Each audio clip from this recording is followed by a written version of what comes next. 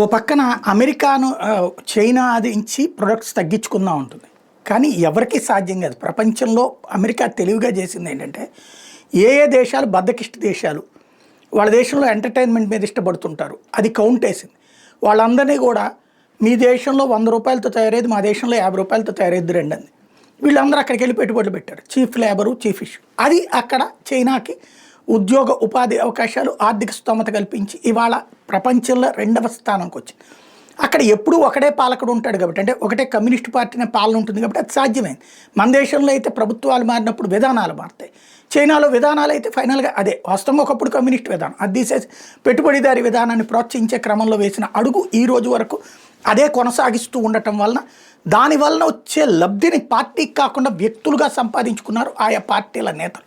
అది పక్కన పెడితే బేసిక్గా అది నెంబర్ 2గా ఉన్నటువంటిది వరల్డ్. 2047 నాటికి నెంబర్ 1గా చైనా, నెంబర్ 2కి అమెరికా పడిపోతుంది అన్నటువంటిది లెక్కలు చెప్తున్నారు.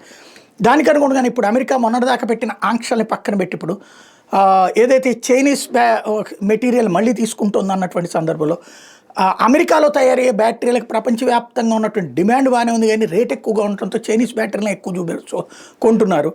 అయితే చైనా బ్యాటరీకి వాల్యూ ఉండదు అనుకుంటే చైనా బ్యాటరీ 2 కొంటే అమెరికా బ్యాటరీ ఒక బ్యాటరీతో చైనా బ్యాటరీలు 5 కొనొచ్చు అనేటువంటి కాన్సెప్ట్తో ఈగోనే ప్రయారిటీ పెరుగుతుంది.